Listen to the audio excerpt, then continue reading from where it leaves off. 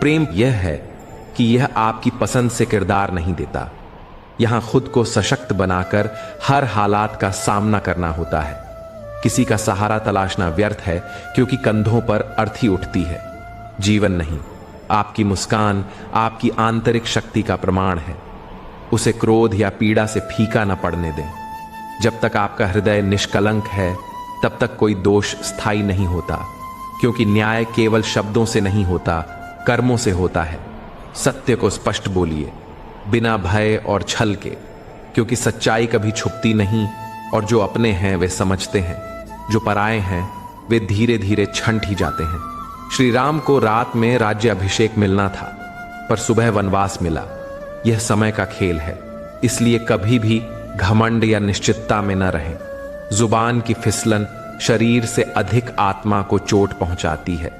इसलिए शब्द धन के पीछे भागने से अच्छा है कि इंसान दुआओं को अर्जित करने की राह पकड़े, क्योंकि जब तुम केवल दौलत की तलाश में खुद को झोंक देते हो, तब तुम सिर्फ बाहरी सुविधाएं इकट्ठा करते हो। लेकिन जब तुम नेकियों की कमाई करते हो, तब तुम्हारे हिस्से में दौलत के साथ मानसिक सुकून, स्थायी आनंद, बेहतर सेहत और सच्चा प्रेम भी आता है। यही जीवन की वास्तविक प्राप्ति है, जिसे लोग अनदेखा कर देते हैं। अक्सर लोग आने वाले अच्छे वक्त की प्रतीक्षा करते हैं, लेकिन यह भूल जाते हैं कि वर्तमान ही सबसे अनमोल समय है। भविष्य की चिंता करते करते पूरी जिंदगी यूं ही बीत जाती है, और वह आदर्श समय कभी नहीं आता। फिर अंत में खाली हाथ और अधूरी इच्छाएं ही बचती हैं। इसलिए आज जो तो आशा बंधे। तब श्री कृष्ण मुस्कुराकर बोले, यह समय भी बीत जाएगा।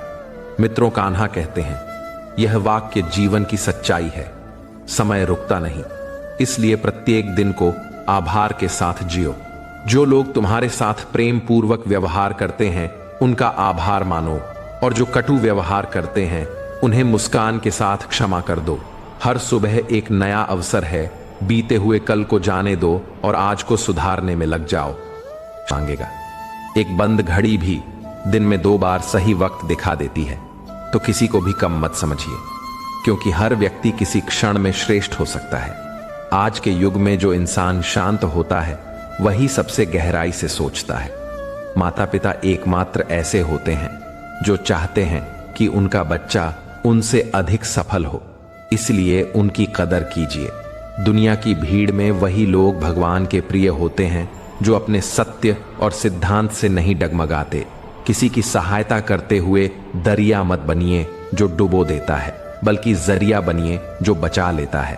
वक्त और कदर दोनों ऐसे होते हैं जो जब मिलते हैं तब किसी को नजर नहीं आते, और जब छिन जाते हैं तब उनका महत्व समझ आता है। में रहेंगे तो आपके विचार भी उज्जवल होंगे, किंतु यदि दुष्टों की संगति में समय बिताएंगे तो धीरे धीरे आप भी उन्हीं जैसे बनते चले जाएंगे। इसीलिए अपने मित्रों का चुनाव सोच समझकर कीजिए, क्योंकि संगति ही व्यक्ति का चरित्र गढ़ती है। मित्रों, कान्हा कहते हैं कि छल से भरा जीवन अंततः दुख का कारण बनता है। दुर्योधन ने पांडवों के साथ छल किया, उन्हें पीड़ा दी, और उसका परिणाम यही हुआ कि उसका समस्त साम्राज्य नष्ट हो गया। श्री कृष्ण सिखाते हैं कि जो व्यक्ति दूसरों को मूर्ख समझकर उन्हें छलता है, एक दिन कोई ऐसा मिलेगा जो उसे उसकी ही चाल से मात दे देगा, क्योंकि संसार का नियम है कि जो जैसा करता है वैसा ही भुगतता है। इसलिए अपने कर्मों को पवित्र बनाए रखना ही बुद्धिमत्ता है। श्री कृष्ण यह भी समझाते हैं कि अभिमान चाहे धन का हो, बल का हो या पद का, अंततः पतन की ओर ही ले जाता है। देखो दुर्योधन को, जिसे अपने सेनापति, योद्धाओं और साधनों पर घमंड था, लेकिन जब समय ने करवट ली तो वही साधन उसके किसी काम नहीं आए और उसका अंत दुखद हुआ। इसलिए चाहे कितनी भी ऊंचाई हासिल कर लो, विनम्रता का दामन मत छोड़ो, क्योंकि वही तुम्हें टिकाए रखेगा। अपने सुख दुख की बातें सभी के समक्ष उजागर करना बुद्धिमानी नहीं होती, क्योंकि हर मुस्कुराता चेहरा तुम्हारा हितैषी नहीं होता। कुछ लोग तुम्हारे सुख से जलते हैं तो कुछ तुम्हारे दुख पर भी हंसते हैं। इसलिए भावनाओं को उन लोगों से साझा करो जो वास्तव में तुम्हारे अपने हैं। श्री कृष्ण कहते हैं कि कभी भी अपने जीवन का निर्णय केवल पुस्तकीय ज्ञान पर आधारित मत करो। जीवन के वास्तविक पाठ तो अनुभव और लोगों के व्यवहार से मिलते हैं।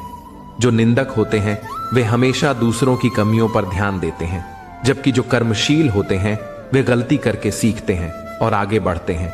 इसलिए अपने प्रयासों से कभी शर्मिंदा मत हो। इज्जत किसी व्यक्ति की नहीं होती, बल्कि उसकी उपयोगिता की होती है। जब तक तुम्हारी जरूरत होती है तब तक लोग तुम्हारी प्रशंसा करते हैं, और जब जरूरत समाप्त हो जाए तो वही लोग तुम्हें नजरअंदाज करने लगते हैं। इसलिए आत्मसम्मान को दूसरों की स्वीकृति पर मत टिकाओ। स्वयं को जानो, खुद की पहचान बनाओ का अनुभव नहीं कर सकता। लेकिन जो व्यक्ति हर परिस्थिति में आभार प्रकट करता है वह परम आनंद को प्राप्त करता है। संसार में कोई भी ऐसा इंसान जन्म नहीं लेता जिसने जीवन में दुख न देखे हो, चाहे वह कोई सम्राट हो या कोई साधारण व्यक्ति। यहां तक कि प्रभु श्री राम और श्री कृष्ण को भी अपने जीवन में अनगिनत चुनौतियों से गुजरना पड़ा, लेकिन उन्होंने हर क्षण को धैर्य और सकारात्मक दृष्टिकोण से देखा और इसी कारण हर विघ्न पर विजय प्राप्त की। जीवन में तुम्हारी दृष्टि ही तुम्हारी दुनिया बनती है। अगर नजरों में विश्वास और विचारों में उम्मीद हो तो हर कठिनाई भी अवसर बन जाती है। खुश रहना सीखो, क्योंकि यही तुम्हारे विचारों को ऊर्जा देगा और यही ऊर्जा हालातों को बदल देगी। बड़े से बड़े संकट भी प्रभु की कृपा के आगे तुच्छ हो जाते हैं। मित्रों, कान्हा कहते हैं, वह शिक्षा व्यर्थ है जो हमें मानवता का पाठ न पढ़ा सके। अपने उद्देश्य का मार्ग किसी और से मत पूछो, क्योंकि उसकी सच्ची कीमत सिर्फ तुम ही जानते हो। यदि जीवन में आगे बढ़ना है तो यह मंत्र अपनाओ, जब तक मंजिल ना मिले तब तक रुकना नहीं, चाहे कितनी भी ठोकरें क्यों ना लगें। हर चोट तुम्हें और अधिक मजबूत बनाती है। अगर बदला लेना हो तो खुद को इतना ऊंचा उठा दो कि तुम्हारी सफलता ही तुम्हारा उत्तर बन जाए। इस दौड़ में थोड़ा पीछे रहना कोई बुराई नहीं, लेकिन तैयारी इतनी ठोस होनी चाहिए कि अवसर मिलने पर तुम सबसे आगे निकल जाओ। अपनी कमजोरियों को पहचान कर उन्हें सुधारना ही सफलता की नींव है